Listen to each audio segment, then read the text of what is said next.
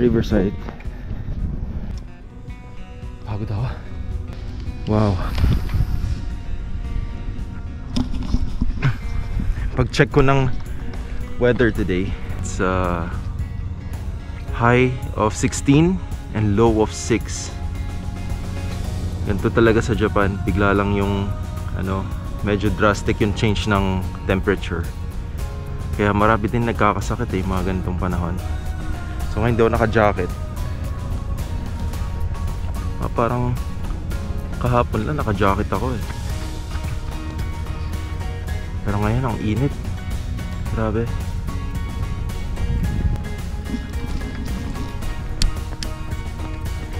Nagmask na rin ako kasi kagaya kahapon, ang daming may sakit sa work. So I think panahon nga ng ng mga flu, influenza, yan, yung mga colds. Kaya nag-iingat lang.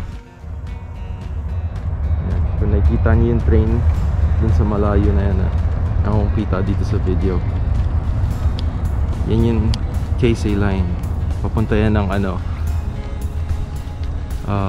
ng Haneda Airport, at yung opposite way papuntang Narita Airport.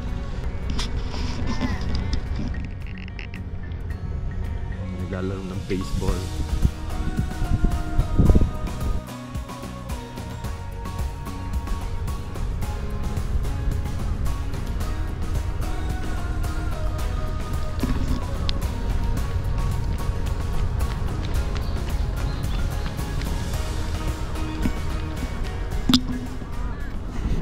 Alright, good morning guys. So ngayon, papakita ni Shari kung paano siya magluto ng adobo. Instant pot adobo. Instant pot adobo. Ay! Sobrang convenient niya. At favorite ko siya pag ribs adobo. So, favorite ni Jerwin. Okay. Ano yung main ingredients mo for your adobo? So, adi, lang, meat. Ito yung pork ribs. Mahilig kaming mag pork ribs for adobo, and then adobo nilaga. Ano pa ba?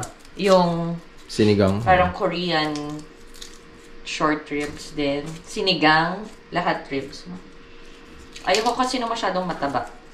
Pero actually mataba pa, Ayaw niya mataba, pero mataba siya. Hindi. Oo nga, Okay. Mas mataba yung hindi ribs. So, ito 960 yen. Merong mas mura, pero na mga 600, 700 na mas maraming portion, like pieces. May pieces pala, may tatlo, may 6, pero mas maliliit. Ito, kung mapapansin, laki, ang kapal. Damihan ko yung garlic Yan. And then, of course, Silver Swan soy sauce. Wala lang kami nung dato puti. Kasi, bakit ba? Ba't walang dato puti? Dapat bibili ka, diba? Well, nung bumibili ako ng Silver Swan, hindi available yung dato puti soy sauce. Vinegar. Vinegar. So, ang gamit namin ngayon is meron, pero yung may yung maanghang. Yes. Diba? Meron siyang spices sa loob. Kasi pumunta lang kami sa Don Quijote. Yun yung name ng store, Don Quijote. And may section siya na for Asian goods. And may binibentang chicharon. So, yung vinegar na binibenta doon is merong mga spices sa loob. Hindi siya yung lang, normal vinegar. Anyway, plain. Yes, yung plain. Ang gamit namin ngayon is Japanese vinegar. Not bad. I think pinaka-importante is yung toyo. Yung toyo. Okay din naman yung Kikkoman, yung Japanese, pero no. Hindi siya dark. Kailangan dark soy sauce. Okay. So, yan. Magbabalat muna kami ng garlic. Bawang.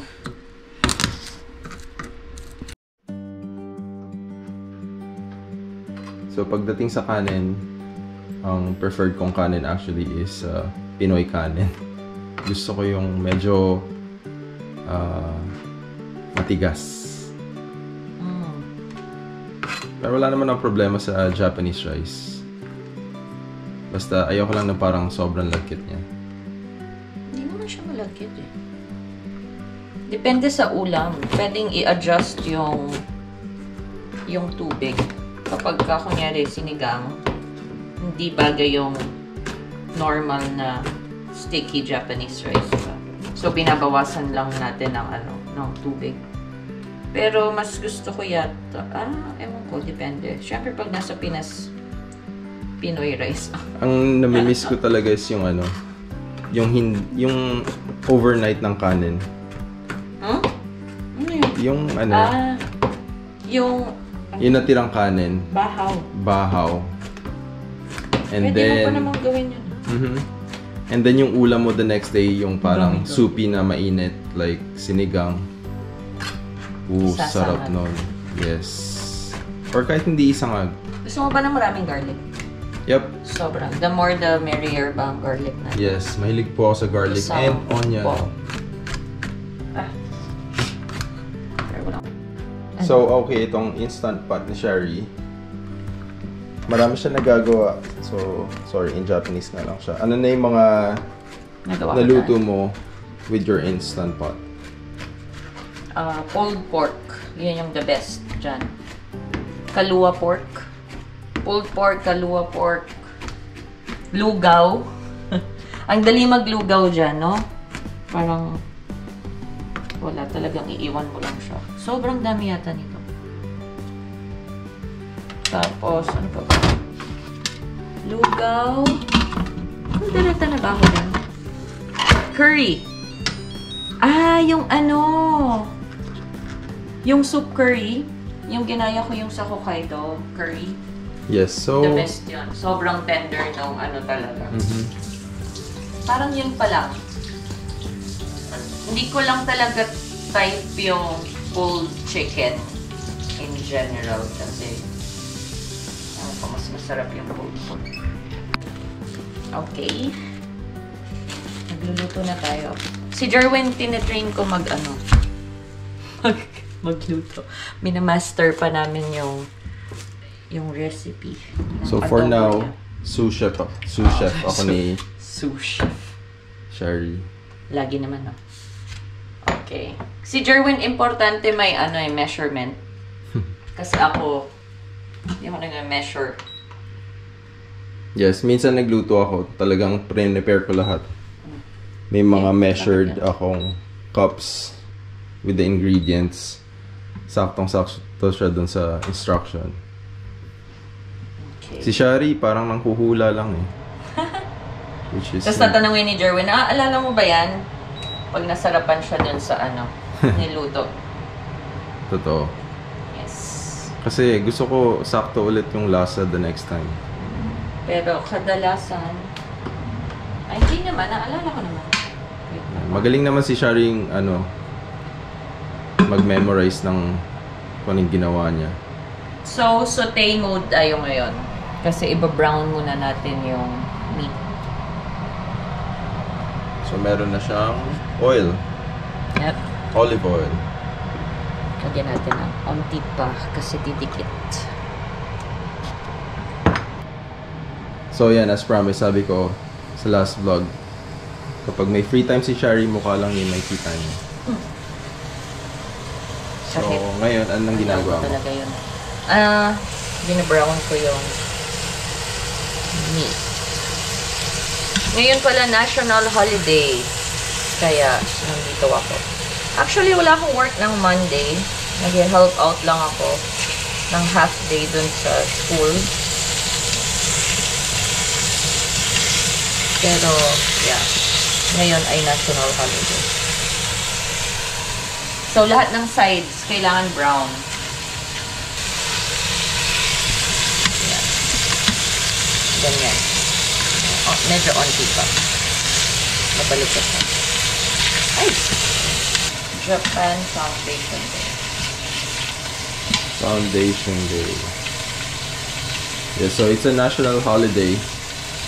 So wala pong school today. At maraming tao sa labas. No? Yes. Usually, maraming tao sa labas pagka holiday. Kaya mas gusto kong lumabas pag ano lang, normal weekend or kapag kami lang yung may off. Ooh! Bango, no? Yan, hintayin natin siya mag-brown. So, ang ginagawa mo yung sides lang, no? At least, brown siya. Lahat ng sides. Okay, so lahat ng sides. So, hintayin natin yan. So, maraming klase ng adobo, di ba? Like, may soupy, may dry, merong matamis.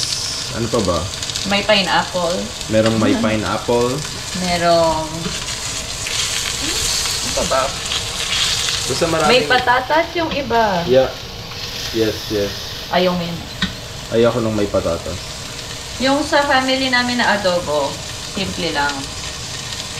Yung parang kapareho ng adobo ng iba. Yung sa family ni Jerwin, ang sarap. Yes, so Yun yung favorite ko. Hindi ko ma-achieve. Mga favorite kong adobo is yung from yung cousin ko sa mother side ko. Si Pero hindi ko pa natikman. Kuya Panoy. And then, yung adobo din ng dad ko is masarap. Oo. Yun yung Sobra. ginagaya ko pero hindi ko naman magaya. Ang problema sa adobo, pagka yung ginagaya mo lang yung ano, yung sa ibang tao, Hindi ka masasarapan. hindi yun yung outcome laging lumalabas. Like, trinay ko na yung kagaya sa pinsan ko, pero never ko actually na-achieve yung lasa. Ay! Saka yung kay Kuya Panoy is ano, very, hindi siya dry na dry, pero konting-konti lang yung ano niya. Yung soup niya. Yung kay Shari naman is, ano pa ba i-explain Soupy ko sa'yo? minsan pero binabawasan na natin yung pagiging soupy. Soupy at hindi Paiba-iba. hindi sobrang alat, hindi rin sobrang tamis. Diba pa iba-iba yung adobo ko? Yes. Yung adobo ni Shari, Experiment. yung adobo Depende ni yata sa mood ko. sabay-sabay tayo magsalita. Pasensya na po kayo. Madaldal po kami parehas. Hindi ano. Pag chicken, iba din yung way ko ng pagluto. Yes. Yung adobo ni Shari is ano, very inconsistent. Pero, pag adobo kasi, Kahit ano. masarap siya sa'yo eh. So, basta yung basic ingredients nandyan. Okay. Tsaka yung mga adobong gusto ko is hindi masyado, ayoko ng fancy na adobo. Ayoko rin ng adobong may pineapple. Anong fancy na adobo? Like yun, yung may pineapple, Anong fancy? ano pa ba? Kala ko yung fancy na Yung may sinasabi mo, potato. lamb adobo. Gano'n. Ay, pero natikman ko na yung lamb Oy, masarap adobo. yung lamb adobo. Sa, anong restaurant yun sa Pinas? Sa last, Abe. Abe, yes. I think matatagpuan yung Abe sa BGC. BGC, sa, anong tawag dun sa street na yun? BGC? Bonifacio? Ano? May name. Serendra! Lalakot ko. Yan.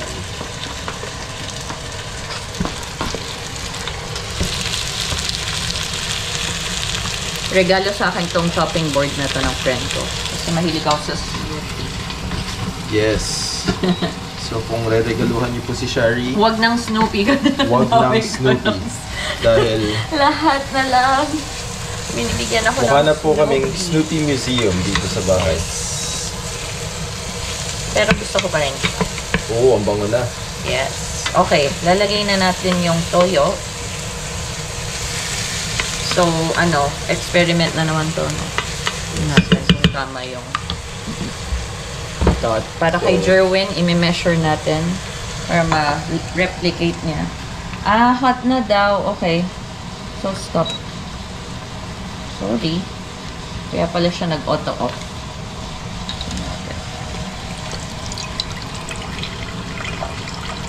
Natin ang 100. And out. Ang dami.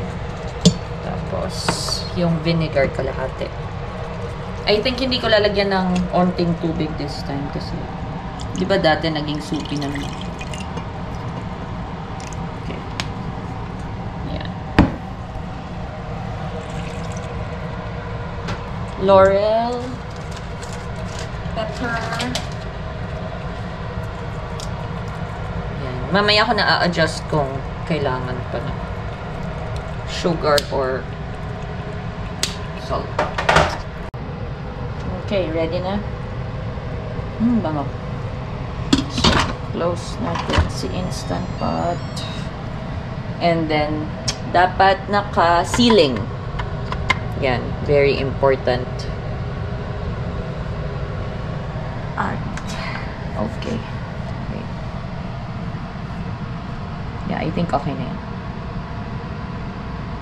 Hintayin lang natin. 20 minutes. Okay. Tapos na. 20 minutes na yung lumipas. Nakababa na yung valve. Kasi pag nagpe-pressure cook ako, hindi ko siya... Pwede mo siyang actually hindi hintayin, pero lagi akong nagna-natural release kasi makalat siya.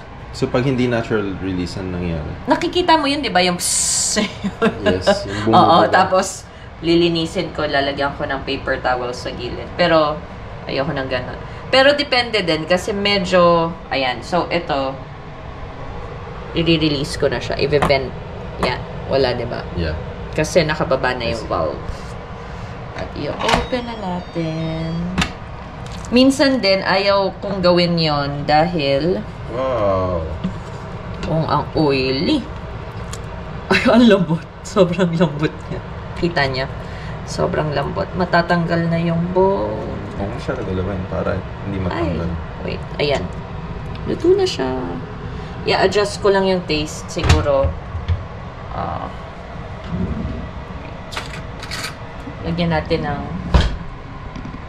ng sugar.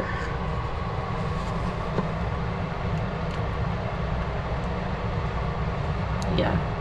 So, 20 minutes ko siyang pin-pressure cook plus 20 minutes na natural release.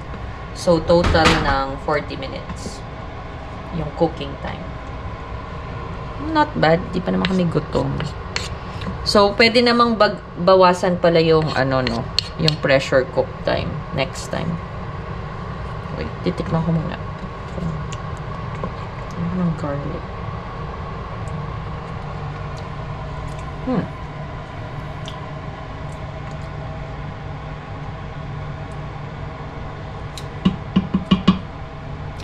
Sugar at salt na onte.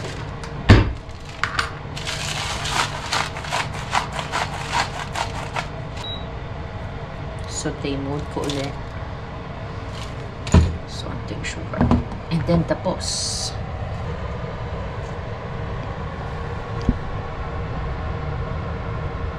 Grabe, ang daming garlic. Yan. So, pinakuluan ulit ni Shirley. Okay na yun. Ba't mo pinakuluan ulit? Kasi in-adjust ko yung lasa. Nilagyan ko ng onting sugar at salt. Okay.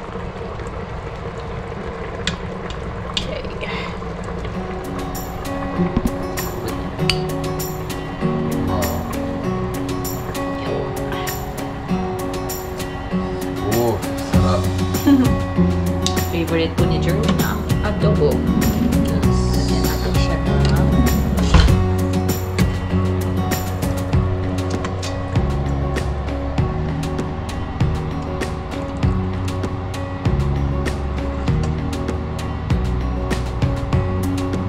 yan yung oil. Yan, so luto na po. And kakain na kami. Thank you. Itadakimasu. Alright, so hanggang dito lang po muna yung video. Salamat po sa panonood. Bye-bye.